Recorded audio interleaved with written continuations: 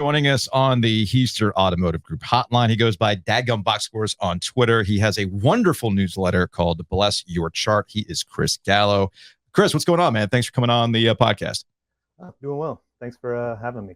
So I find your work interesting because you put it in very easy, digestible charts. Gilio does it on a yellow pad. You've got fancy graphics. So that's a jump. So impressive graphics. So this summer, you've been kind of revisiting ACC divisions, you know, what it was, the unbalanced schedule, and then the new form of unbalanced scheduling that we're going to have here in the future as they've scrapped divisions altogether. So I did want to go to your ACC records in the division era, which you had put out on, again, blessyourchart.substack.com. Here. Wow. Well, no, this is crispy. No, fancy. I mean, being able to pull it up and us having the triple box over here. Oh, yeah, we got triple box. Yeah, man, we got StreamYard. StreamYard knows what it's doing. Why isn't Chris working for us? Look at these charts, man.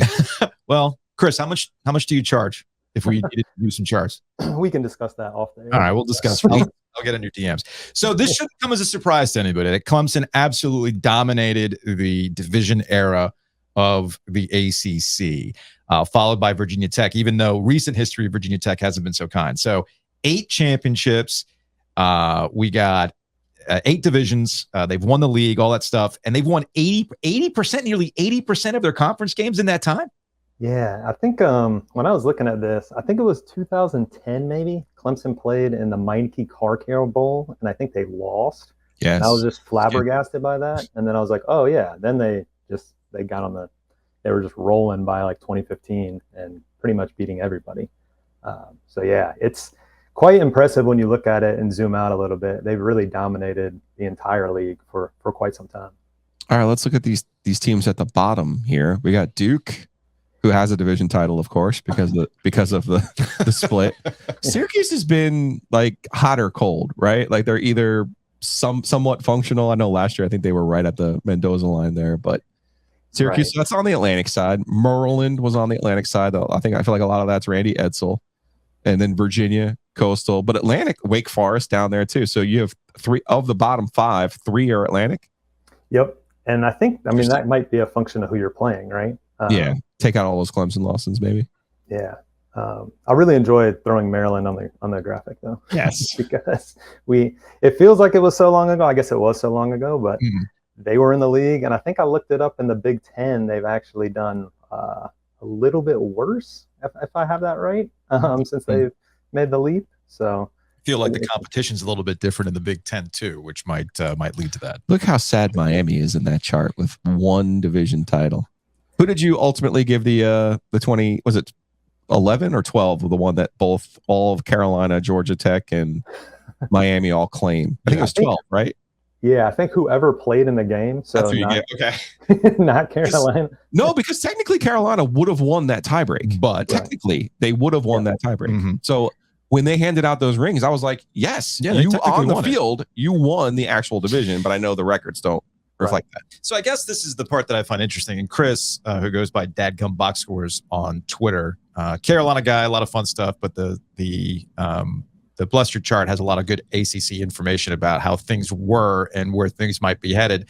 I've been making the argument for a long time, mainly on vibes, that both North Carolina and NC State, regardless of how they feel about who's surpassing who in terms of recruiting, who beats who in a given season, that ultimately we're talking about 2 historically 500 programs in college football. And then looking at this chart, Coastal Chaos, we're in the Atlantic, there's no way we can do X, Y, Z. And sure enough, it kind of plays out that way. North Carolina and NC State are historically around 500 or just below 500 in this division play. And Carolina's got 2 divisions by, virtue of Coastal Chaos. But ultimately, there's not a lot of difference between the Tar Heels and the Wolfpack during this time, right? No, not at all. I think we're more similar than we're different, like for sure. And that applies to a lot of walks of life. But with State, I mean, I guess if you go head to head, I think I looked at this before they played the game this past fall. Mm-hmm. I think since 1988, so like Mac Brown 1.0, State has the edge. They've won more games. Yeah. Pains me to say that as a Carolina guy, especially past 2 years, because my goodness, those are brutal losses. But yeah, I feel as though they're around the same. I would say State feels a little bit more stable lately. Okay. One thing that kind of surprised me when I was listening to, I think it was David Hale, when the whole Northwestern stuff came out, Doran being like the 8th most tenured coach. That really, like, I didn't realize that. Like, he's been there a while. And if you think about it, Clawson's been there a while now at Wake. Obviously, Duke, Cutcliffe was there a while. Now, new coach. But Carolina's kind of gone through some coaches over the past, 20 years or so when you compare it. But ultimately, I kind of think they're very similar in terms of what they put out there, even though there's a lot of differences elsewhere. So I wanted to focus on ACC football S&P average rankings by decade. So this is where we get into some super nerdy stuff. And if you're listening on the podcast or watching on YouTube, you're not quite understanding what S&P Plus is. It's like when we just kind of throw out Ken Pom a bunch in college basketball. Right. So if you're a college basketball person or you're familiar with Ken Pom, then S&P Plus is kind of on that same wavelength. Oh my Lord, Georgia Tech, what happened? So Chris, for the Explain Like I'm 5 group, which I would be included in this, what is S&P Plus?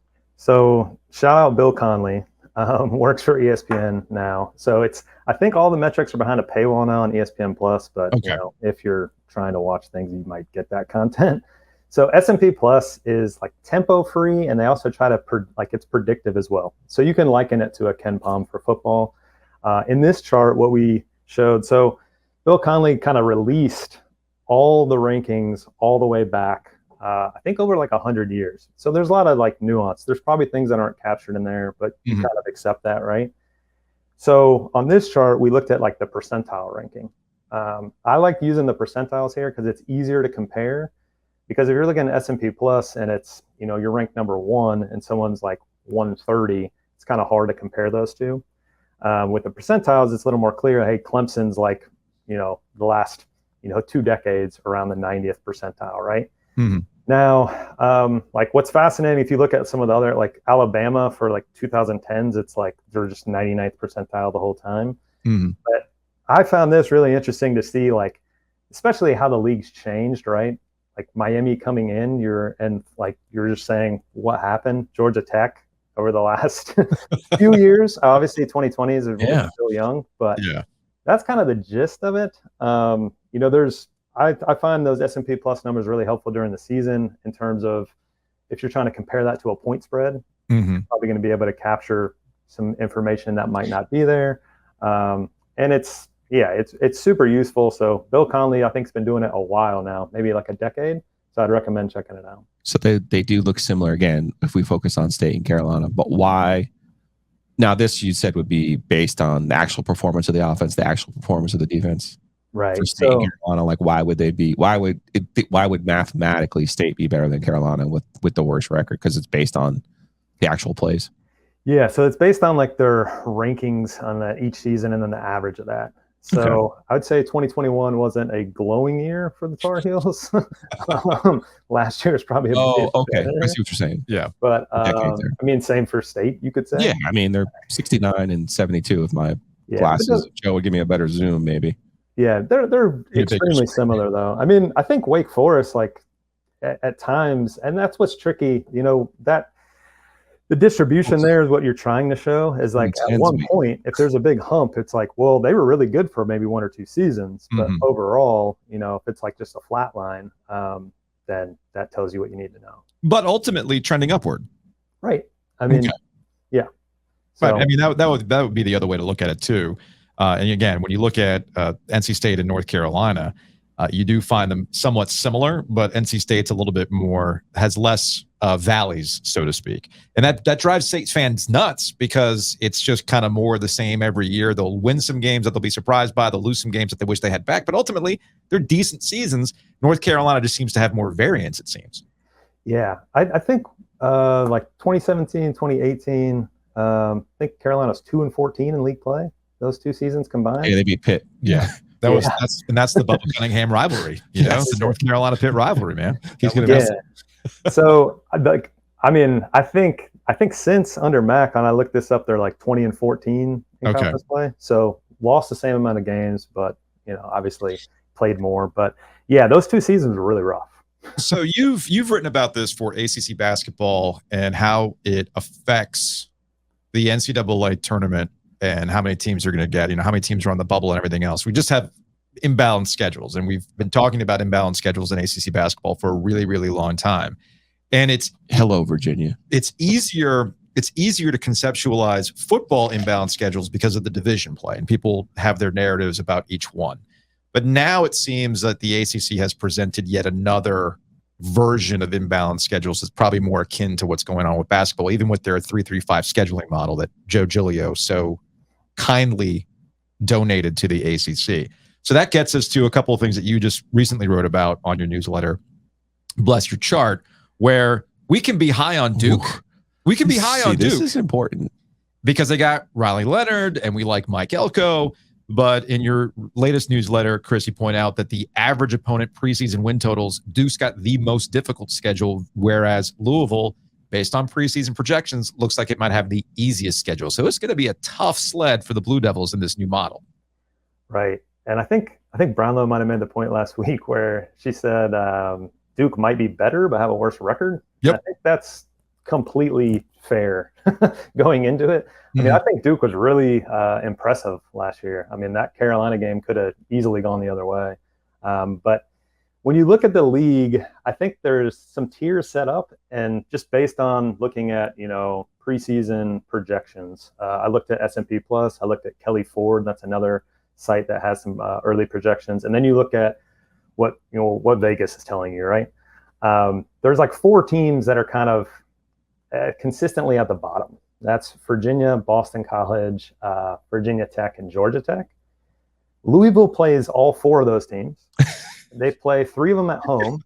And the one that they play away is actually the season opener in Atlanta, which is, a short skip from Louisville. So that's super favorable for them, right? Where, Duke opening with Clemson, I don't know how to feel about that. I feel like that's not great, but maybe, I don't know, maybe you get your attention. But, then playing State, Florida State, and Louisville, Wake, Carolina, Virginia, Pitt, it's pretty tough. They're basically playing the Atlantic. It's like they got traded for this one season, and they have to play those teams. So it's a really a tough draw for the Blue Devils. And I mean, Louisville, I think a lot of people are calling them a dark horse, but the vibes just feel really good there, right? Okay. New quarterback. It looks, pretty manageable. So why not? So you're saying, Chris, there's a actual statistic reason that Louisville's total went from 7.5 to 8.5 by the time I got to Virginia. It wasn't me. It wasn't the Law of the Wolf podcast with Chip Patterson where we did all of our ACC win totals, and we both were like, Louisville is the best bet on the board. And by the time I get to Virginia, it went to 8.5. It went up. That's and funny. I was like, look at the power. I'm Pat McAfee. No, you're saying, saying, Giglio, you're an idiot. This is purely a math equation. They're playing 4 garbage teams and none of the good teams. Well, I think a lot of people probably saw that and picked up on it, and so now the market is moving, obviously, to what you're saying. But I mean, that's the other thing to look at, really, is like how the odds have changed.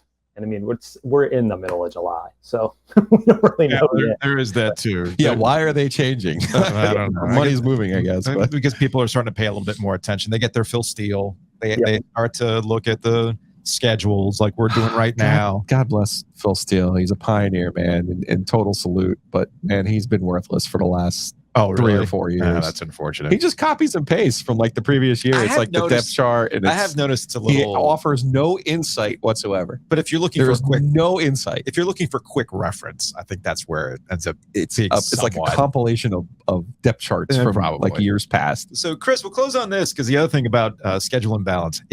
This isn't a typo. You didn't screw. I doubt you screwed up your graphic. You're very, very good with your charts. Is that really Miami not playing a damn conference game until week 6 against Georgia Tech? So this is one of the reasons why I tried to put this graphic together, because the other graphic I did everyone's schedule, and I was like, okay, I just want conference games. Just filter those out. And I kept looking at it, and I was like, there's something here I'm missing. And then when you lay it out this way, you're like, why? Wait, what happened? And I don't know. The Miami thing's fascinating to me. I feel like they should be better, although I guess when you go 5-7, you shouldn't be worse if you're in the second year of the head coach. But I think that's a really tough slate. I saw PFF, their college Twitter account, tweeted out like the easiest schedules based on last year's records, and Yeah. Miami was on there, and I was like, disagree, hard disagree. Especially, think about how the season's going to go, right? There's probably going to be injuries at some point. It's football. Mhm. To have to play that many conference games in a row is just tough. Like you don't really get a breather. I mean, you can argue, Georgia Tech should be a win, and then Carolina and Clemson back to back is not easy. But yeah, I was really surprised by that.